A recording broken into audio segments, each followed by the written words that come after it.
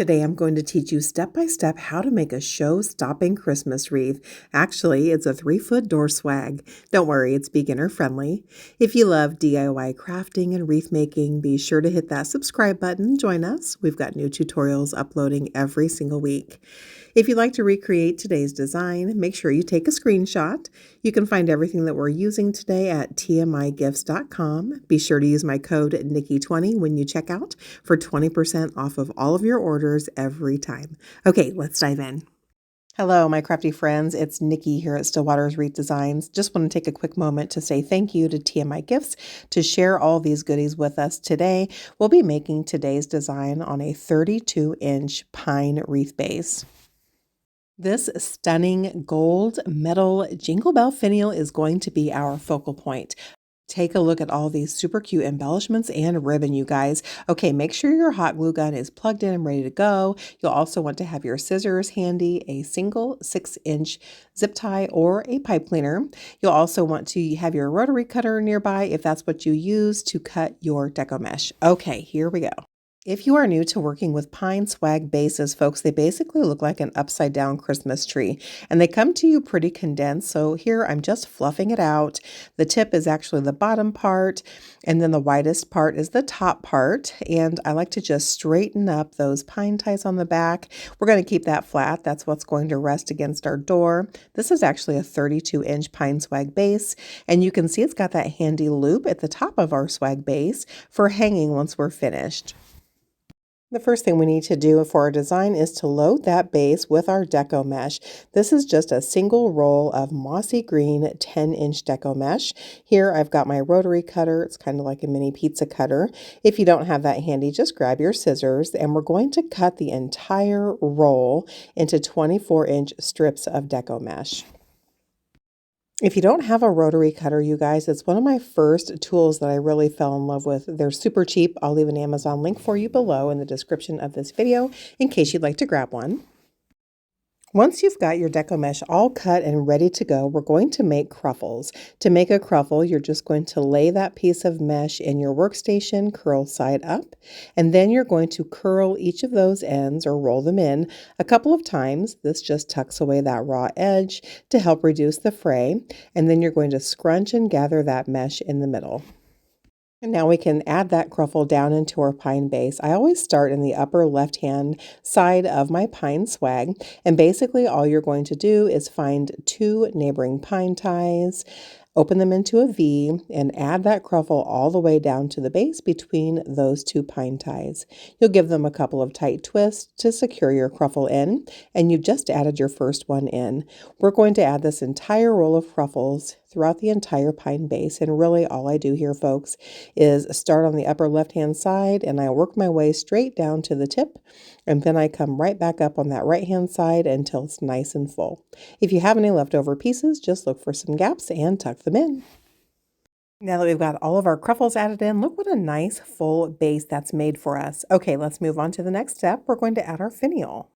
Let's go ahead and remove that twine hanger. We don't need that. And instead, we're going to use a floral wire stem to secure that finial to the spine of our base. I'm just running it right through that jingle bell portion, giving it a couple of twists on the back side so it doesn't slide around. And then I'm going to poke that right through the center of our swag so that I can connect it on the back side of that spine. Here, I'm just giving it a couple of loose twists. I'll flip our swag over once more just to make sure that that finial didn't move, and then I'll come back to the back side. I'll give those floral wire stems a couple of tight twists and then trim off the excess. Once I trim off the excess, I'll grab my scissors, since I can't seem to find my needle nose pliers, and just curl those ends back and under so they're not poking. Okay, let's add one more floral wire stem. We're going to sneak that guy right around the tip of that finial. This is going to blend in perfectly, so I'm just going to wrap it right in that little nick there, and then I'm going to give it a couple of tight twists. It's really going to blend that way and keep it nice and secure. And then we'll follow the same process we did before. Just poke those floral wire stems right down through your swag, and we're going to secure that on the back side around the spine of our swag. How stinking cute is this finial, you guys? Okay, I'm curious. Drop me a comment below. Let me know if you love finials or not so much. Now it's time to add our bow. We're going to add that in the upper left-hand corner of our swag, and it's actually going to be a stunning cascading bow. So let's scoot our swag over and start our bow making. You want to make sure your scissors are handy and a 6-inch zip tie or a standard pipe cleaner. Our first layer is going to be the 2.5-inch wide ribbon. Let me just cut off that end so it's nice and clean, and I'll grab my ruler. We're going to make a tail, and this tail is going to be 8 inches in length. Then I'm going to give that a hard pinch underneath my thumb, and then we're going to make 2 loops. I want those loops to be 6 inches in length, so I'm measuring out to the 12-inch mark, giving it a pinch, then a hard twist underneath my thumb so that the pretty side is always out, and then we'll make our second 6-inch loop. So that's a 12-inch piece folded over. Now our second tail is actually going to be about 24 inches long. That's the secret to making a cascading bow. Okay, I'm actually going to grab my bow maker and just use that as a holder for the different layers here. This is actually the Dabra bow maker. If you don't have a bow maker, guys, you can just continue to hold it in your hand and use your scissors and ruler like we did previously, but for time purposes, let's just keep using the bow maker here. So I'm going to use our first layer as our measuring guide. So I'm going to continue making those loops and tails about the same length. For this ribbon layer, folks, you're actually going to be making 4 loops. They're about a 1/2 inch shorter than the previous, and the tails will be the same length. Okay, on to our last ribbon layer, the super cute mossy green. This particular ribbon, same length for the tails, and this time we'll be having 2 loops. Those loops will be about an inch shorter than the previous. Now I'm going to gently lift my bow stack out of my bow maker. I'm going to grab my zip tie. You can also use a pipe cleaner and secure that bow stack nice and tight on the back. And then I'll grab my scissors and trim away that excess bit of zip tie. Let's go ahead and get that added into our pine base. And remember, we're going to add that in the upper left-hand corner. And folks, you don't want to add it all the way to the base of your spine, because if you do, that bow is going to recede too far into the swag. So I've made a false bottom by twisting 2 of those ties together about halfway up. That's going to let that bow sit nicely on top of our swag.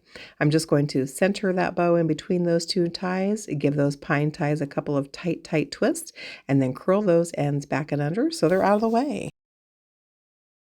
Okay, now that our bow is secured into our swag, let's go ahead and trim our ribbon tails. We're not going to trim the tails of the green, folks, but we will with the other 2. So let's grab our scissors and we're going to dovetail those ends. So I folded my ribbon in half, and on the folded side, I'm going to cut up diagonally to the corner, which is going to give us that pretty V shape, also known as a dovetail. So we'll do that really quickly for all of our ribbon tails except for the green. Okay, for those green ribbon tails, guys, all we're going to do is curl those ends under in the smallest, tightest way possible 2 or 3 times to tuck away that raw edge and give us a nice, clean finish. No trimming. Okay, let's move down to the lower ribbon tails. We're going to dovetail those as well. However, just like at the upper, we're going to just curl under those green tails. Okay, let's get those ribbon tails cascaded into our swag. Now, we're not going to cascade the green tails, folks, so just push them off to the side. So here, what we're going to do is just lay one ribbon on top of the other right in the center. We're going to come 2/3 of the way down our swag on the left-hand side here, and we're just going to find a couple of neighboring pine ties so that we can anchor that cascading ribbon down in. Okay, we're going to do that one more time. This time we're going to be about 3 inches above the tip end of our swag base. So I'm just pinching that ribbon together, finding 2 neighboring pine ties, and we'll anchor that in. Then I'll just take my fingers and run it over those ribbon tails to give them a nice curvature. Here's a pro tip for you folks. When you're cascading your ribbon, make sure it's not too tight or you'll lose that curvature. Okay, let's move on to our green ribbon tails. And remember, we're just curling those ends in a couple of times, nice and tight in a really small fashion. And then I just like to curl it up towards the loops of our bows. And what that's going to do is give us a lot of movement in those ribbon tails for a nice flow.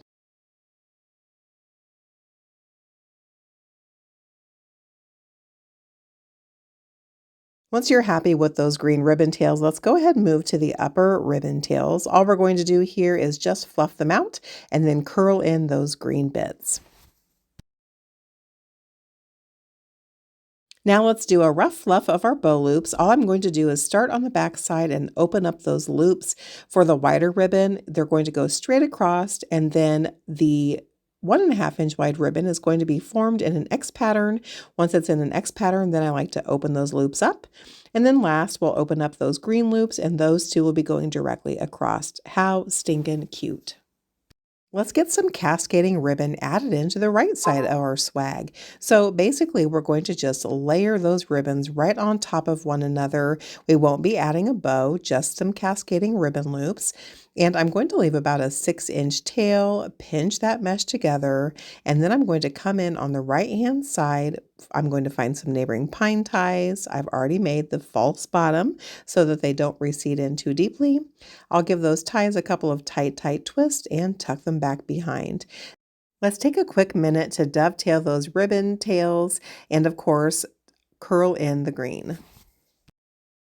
You probably noticed I didn't actually cut the ribbon off of my spools yet. I actually want to wait until I've got them tucked in so I don't waste any of my ribbons. So I'm going to make just one cascading poof. And so I'm coming down about 2/3 of the way again on our swag. I found 2 neighboring pine ties and created the false bottom. We'll pinch that cascading ribbon and anchor it down in just like we did earlier. Now we can go ahead and cut away our ribbon. I'm going to leave 6-inch tails just like we did earlier. Once I cut that ribbon away, of course, I'm going to come in and dovetail the 2 wider ribbons and curl in the green.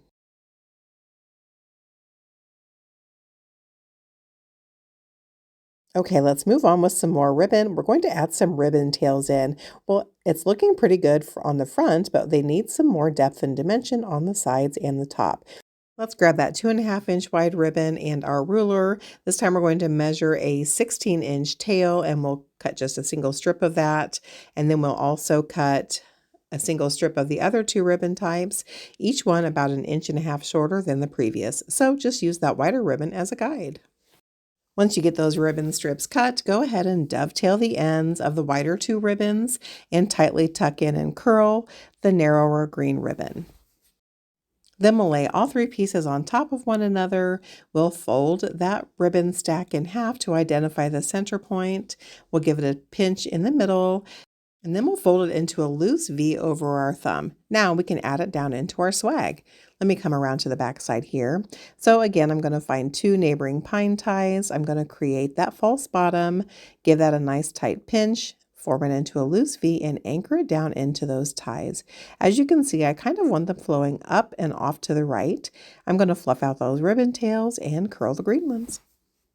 Perfect. Okay, let's move on to the next step of ribbon. Here, I'm just going to measure out 4 pieces of the green, measured at 10 inches in length. I'll separate those tails, and then I'm going to fold under nice and tight each end, just like we've been doing throughout the entire swag base. I'm also going to cut 4 10-inch pieces of the 1.5-inch wide ribbon, and then we're going to be able to add those ribbon tails in. So I'm just going to add a green strip of ribbon right on top of that champagne colored. I'm going to fold it in half to identify the center, and I'm going to form it into a loose V over my thumb. We're going to add 2 ribbon tail pairs on each side of the swag, evenly spaced apart. So I just created a false bottom on those pine ties, just like we've been doing. I'm adding our ribbon tails right down in and giving those pine ties a couple of tight twists. Here, I'm just fluffing out those tails so that they're pointing away from the center of our swag, and then I'll move on to the next set. While we get these added in, let me just remind you, you can find all of the materials that we're using today at tmigifts.com. Make sure you use code Nikki20 to get 20% off your entire order. Okay, we've got one more set of ribbon tails to add in. Looks like the bottom is still a little bare, so let's add in a set of tails there. Let me grab my ruler, and I'm going to cut a 14-inch strip of the 2.5-inch wide ribbon, and then I'm going to use that piece as a guide for the next 2, each one being about 2 inches shorter, and of course we'll dovetail the ends of the wider 2 and curl in the green. We'll lay all 3 pieces on top of one another. We'll fold that bow stack in half to identify the center and give it a pinch. Here, I'm just finding that lower central point of pine ties at the tip of our swag. I've made a false bottom, and I'm adding our last set of tails right down in. I'm just going to fluff those tails out and curl the green ribbon. Let's start with those florals. I always like to start with the base and build our way up and out. So let me grab our wire snips, and what I'm going to do is just trim off each of those individual stems from our bushes and lay them off to the side. Make sure your glue gun is plugged in and ready to go. Just a quick pro tip for you friends, when you're trimming up those floral and greenery bushes, you can make them any size that you want. That's the joy of them being on a wired stem. Okay, let's start out with the Norfolk greenery bits, and remember they're on a wire stem, so I'm actually shaping them in a loose curvature except for the very end, and that I'm actually flattening out. That's where I'm going to add about an inch or so stripe of hot glue, and I'm going to nestle it down into our swag.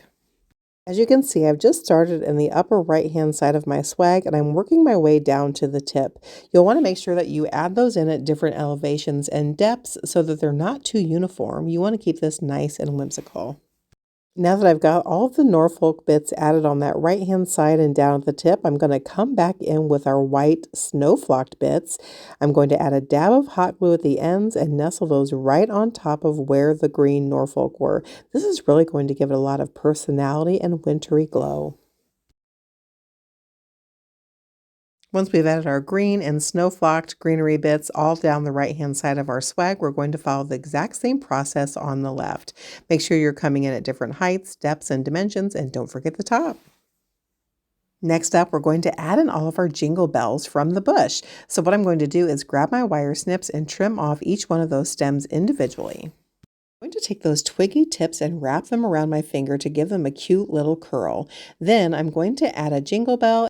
We're going to add those in everywhere we added the Norfolk white and green greenery bits throughout the swag. I'm just adding about a half an inch or so of hot glue on the tip of that stem, and I'm going to nestle it right down in. Okay, now that we've got all of our jingle bells sprinkled throughout the entire swag, look how stinking cute. As we add our embellishments in, make sure you're sprinkling some in the layers of the bow as well. Next up, let's trim down some of those glittery balls from the ball pick spray, and we're going to nestle those all throughout the swag. I'm just going to alternate back and forth between the gold and the mossy green. I'll add a dollop of hot glue to the back and nestle them in. Make sure you're dispersing them all throughout the swag at various places so that there's a nice, fun flow. Last step, we're going to add both of those gold ornaments. Here I've just cut off the tag. I'm going to add 2 or 3 generous dollops of hot glue right there at the base and nestle them in. I'm going to nestle one at the very tip of our swag and one at the very top. And this showstopper is finished. It's about 36 inches in length now that we've added all of our goodies in. I love all the attention to detail we were able to give to this swag. Remember, you can get all these goodies at tmigifts.com. Use code Nikki20.